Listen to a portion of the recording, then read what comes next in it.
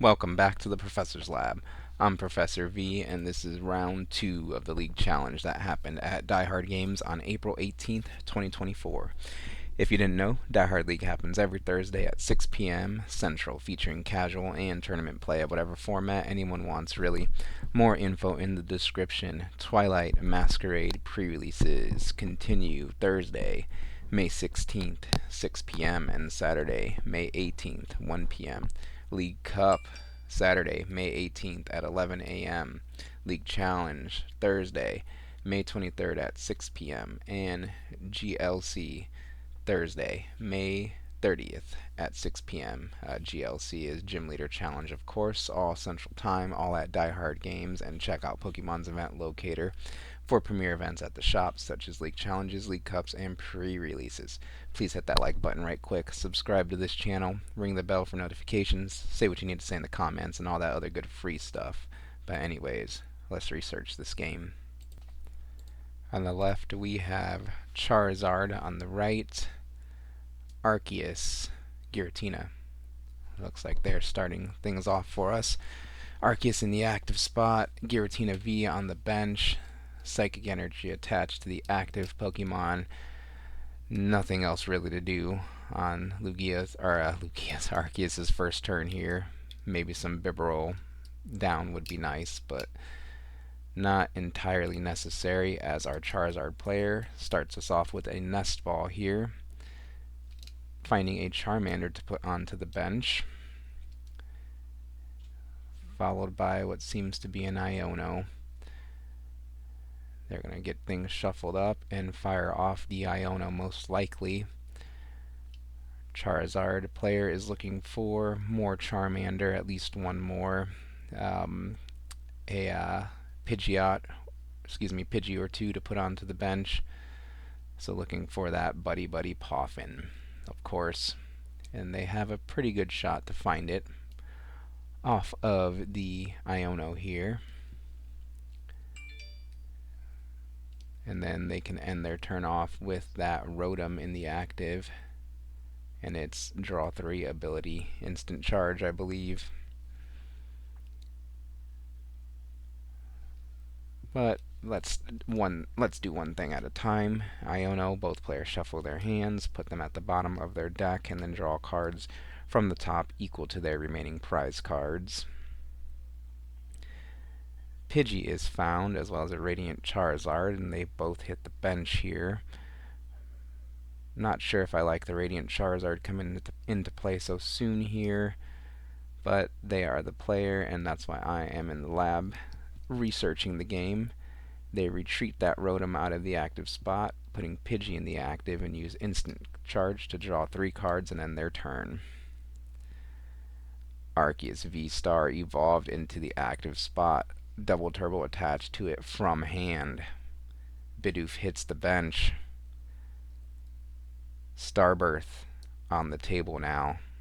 Arceus V-Star is V-Star power. When that V-Star marker is flipped, that player may look through their deck for 2 cards, any 2 cards. Don't even have to show them to the opponent. Put it into their hand. Let's see if they think it's time to use that yet. I guess it would be nice to establish the Giratina V-Star if the V-Star is not in hand. So you at least have one thing to find. Then you can find another Bidoof or Squovit off of it. But our Arceus player doesn't think right now is exactly the time. They want to play a Judge first. Makes sense. Both players shuffle their hands into the deck, and then they each draw 4 cards. So definitely play the Judge first, so that way you can see if you draw those things that you were going to find with Starbirth.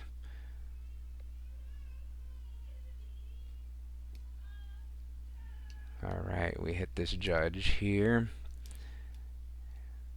and a Nest Ball is found. Awesome. So I can find another Giratina V. Our players definitely prioritizing the Giratina here in this matchup. I think that's because they also play the Maximum Belt, a spec tool card that allows that Giratina to swing for 330 damage.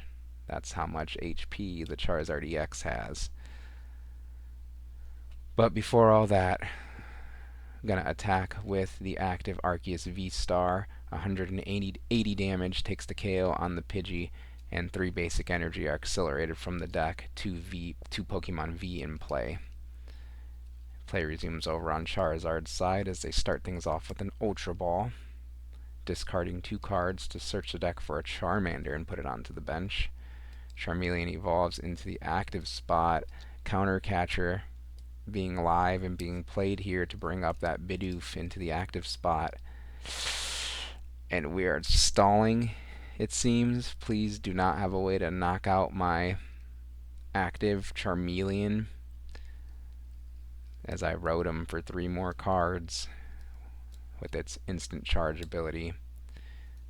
So here we go, rode him, yep, draw 3 cards, and then pass things back over. Let's see if the stall worked.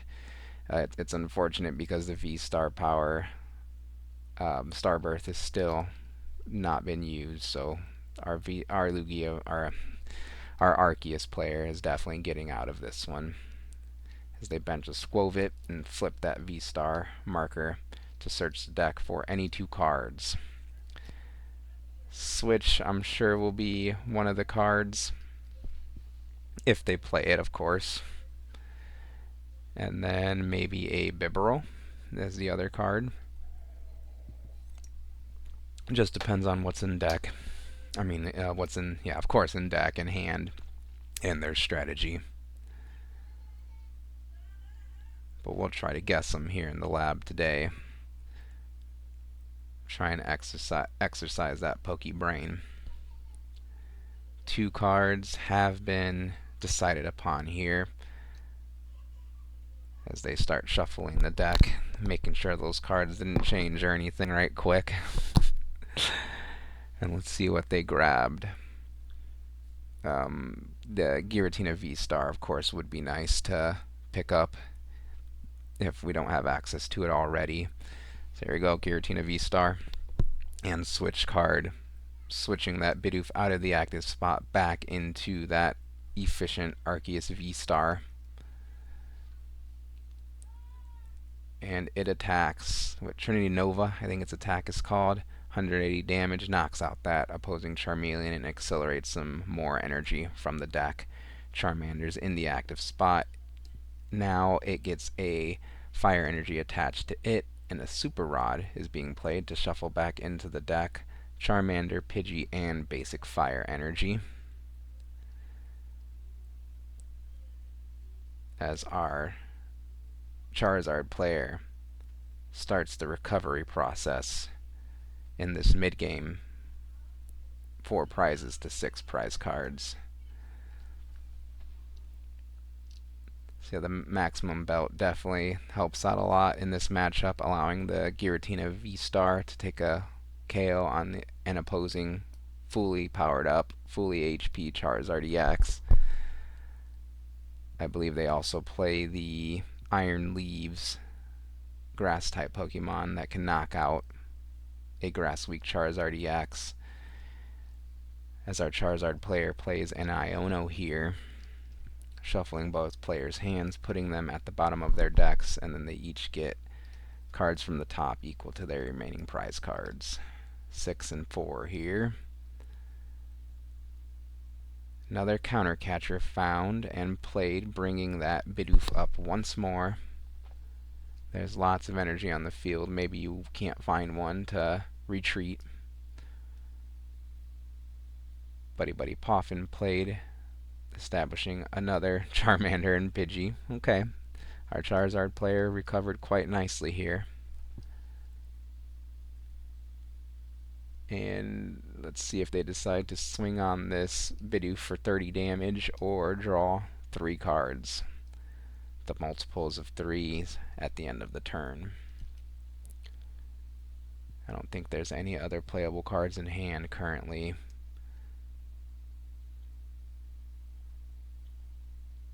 It looks like we're swinging for 30, maybe. I think I like drawing 3 cards better with Rotom, and it looks like that's what our player agrees to as well. This play resumes over on Arceus' side. Bidoof, or Bibarel, finally coming into play here. Bidoof evolves into it. I imagine this signals a switching card in hand, as Bidoof has, or excuse me, Bibarel has 2 retreat, and the Bidoof has 1 retreat. So if you didn't have a switching card, but an energy card, you would attach the energy to the active before its retreat costs increased, but maybe that doesn't matter if double turbo energy is the energy card in hand. Let's see what our players got. Oh, it's actually a grass energy attached to the Giratina. The Iron Leaves can happen this turn, and that'll still get Bibarel out of the active spot, but our player will play a judge before deciding any further actions. That grass energy was attached to that bench Giratina V-Star, so double turbo cannot be an out to retreating this Bidoof here. Bibarel, excuse me, I'm never going to get their names the right way around. Yep, so Judge has both players shuffle their hands into their deck, and they each get 4 cards from the top. The great equalizer Judge is. These cards are always good to have in format.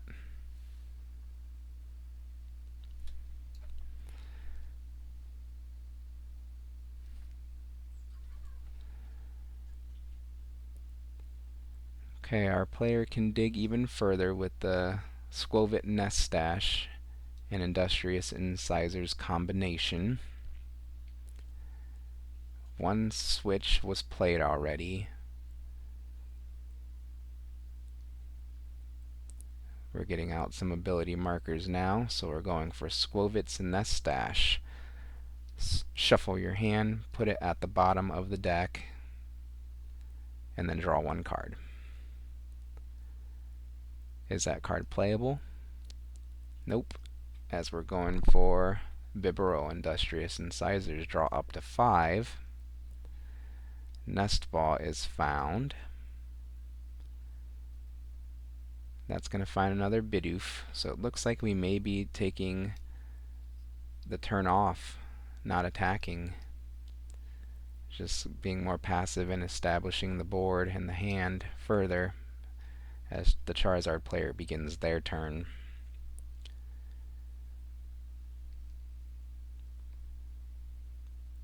Okay, now is the time to strike. Arven is played to search the deck for a item card and a tool card.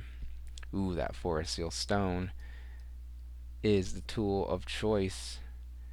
Once it's attached to the Rotom V, it'll give Rotom the V-Star Power ability Star Alchemy, half of the Star Birth, allowing that player to search their deck for any one card. Rare Candy seems to be the item of choice from the Arven. And I think we Star Alchemy, yep, for the Charizard EX. Rare Candy evolves that Charmander into the Charizard EX. Charizard EX, with its ability, will accelerate a few fire energy from the deck.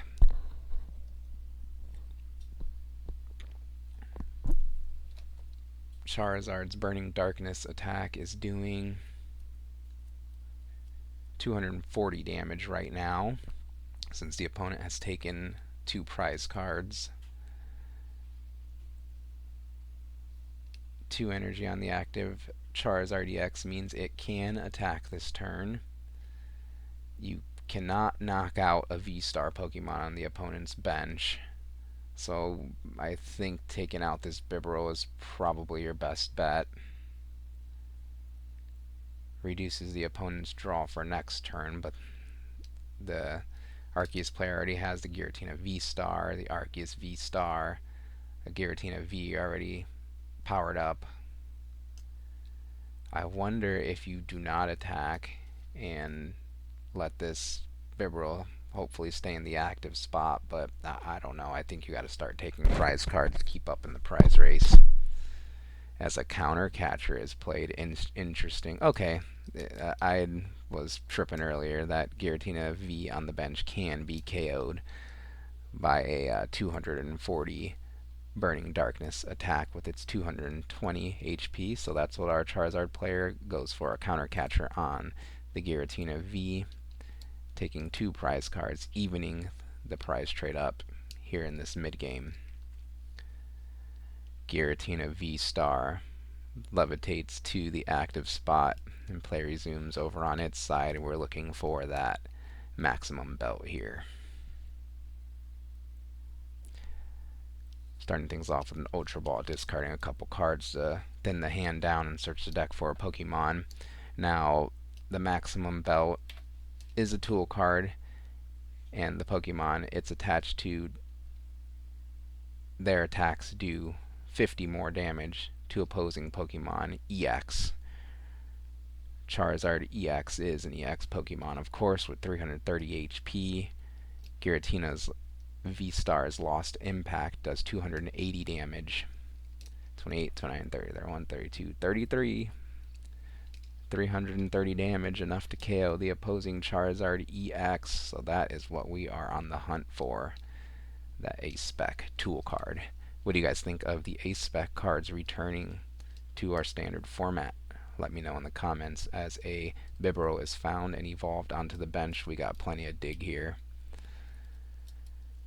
Let's see if they decide to use the Nestache first. Nope, gonna fire off 1 Industrious Incisors to see what we get, since the hand was already pretty low.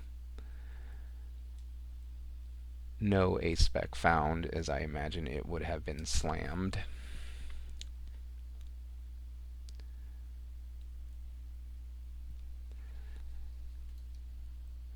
Ultra Ball is played for the second time this turn, discarding an Ultra Ball and a useless Arceus V to thin that hand down once more.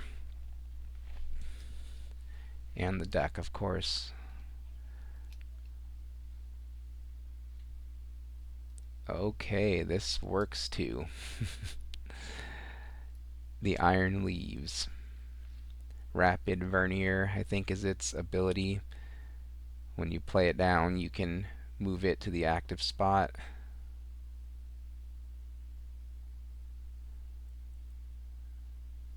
Yep. Let's see what it does exactly. We're reading it here. So how I feel it works is when you put it down onto the bench, you can move it into the active spot, and you can move any number of basic energy to it. So there we go. That Iron Leaves comes into the active spot, pooling a few energy along with it. It is a grass type Pokemon. Its attack does 180 damage, and you cannot use this attack the next turn, or you can't attack the next turn. 180 damage, grass damage, times 2 on that Charizard EX is more than enough to take the KO on it. Not before a Bibarel Industrious Incisors being used here to fill the hand up to 5 once more.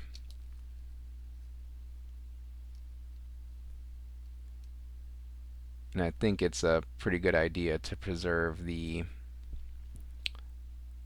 maximum belt play, maximum belt KO play as well. Just 1 more grass energy needs to be found and attached to that Giratina V-Star, as a double turbo energy is attached to one of the bench Bibarel.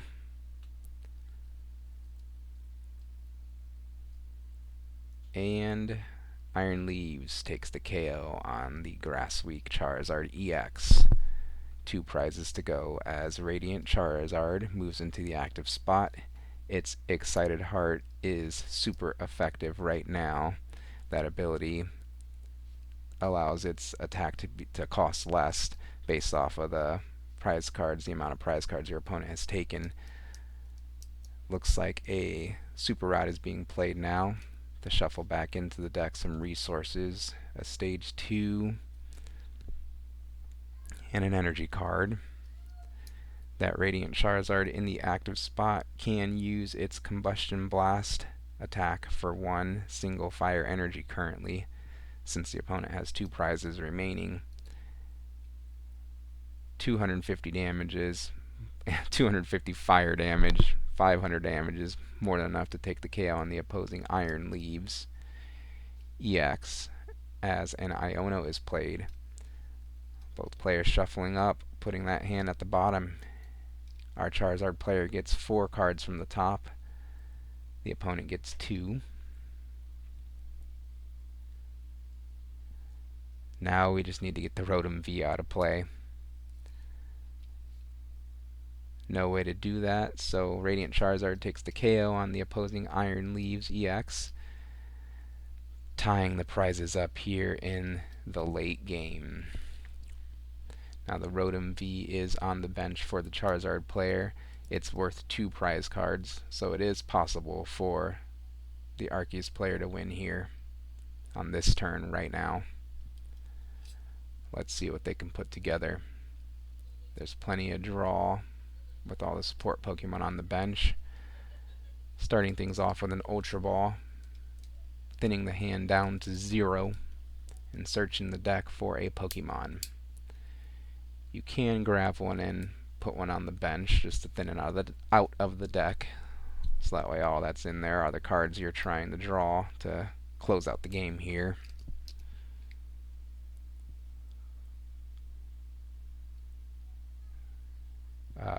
Gusting card, so boss's orders, and yeah, grass energy, I think, are the 2 cards needed to close this game. Boss's orders would bring up that Rotom V on the bench. Then you can attach the grass energy to the Giratina V-Star, fully powering up its attack. It can swing for the KO on the 2 prize Rotom. So let's use Bibarel's Industrious Incisors and see what they get. 5 cards being drawn here.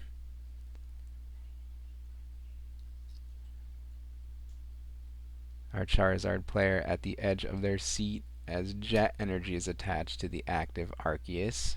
Okay, so the win cannot be happening here.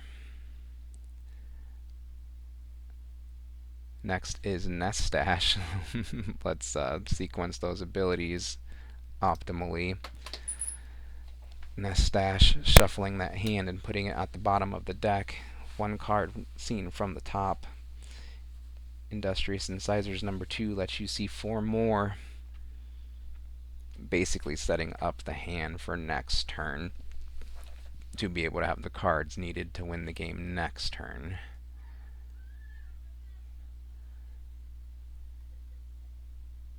A Charizard EX could win the game for our Charizard player here if a 2 prizer remains on Arceus' side. So very good game we're having here, I think. As a Capturing Aroma is played, let's see what kind of Pokemon they can get. It's off the table. We'll never know. Heads. And a Arceus V-Star is pulled out of the deck here. So I'm going to do some quick maths and figure out Charizard's damage.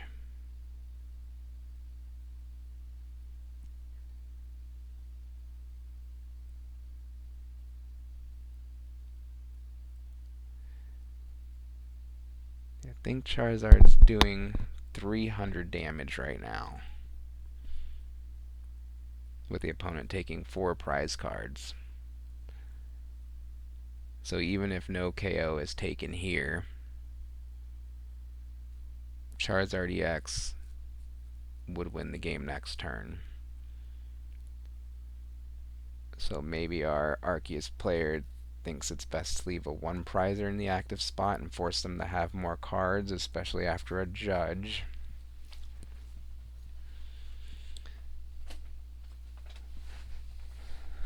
So judge is going to have both players shuffle their hands into the deck and give each player 4 cards to work with. With the jet energy attachment, no grass can be attached to the Giratina on the bench. Now that judge is played, no boss's orders can be played. So yeah, it does not look like our Arceus player is going to win this turn, as they see their top 4 cards.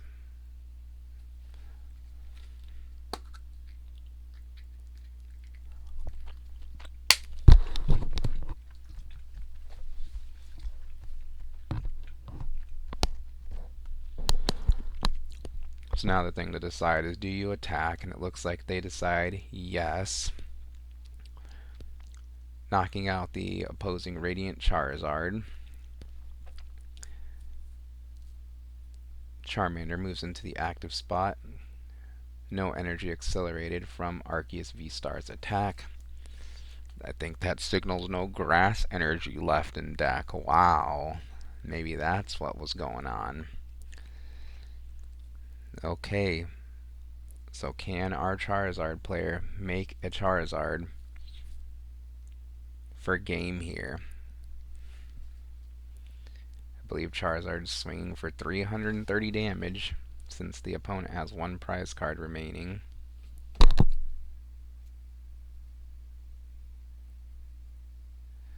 And no, it does not look like our Charizard player can make a Charizard in that hand. They were just missing the rare candy. They had the Charizard EX. Let's see again. They had 2 Charizard EX, I think. Yeah, a Professor Turo's, a Charmander. Nope, they said they're just missing the rare candy and missing the win on this game. And what a game that was. What you think of this video and the commentary, please let me know in the comments. Like this video, subscribe to this channel. Thank you for watching, and I'll see you next time in the Professor's Lab.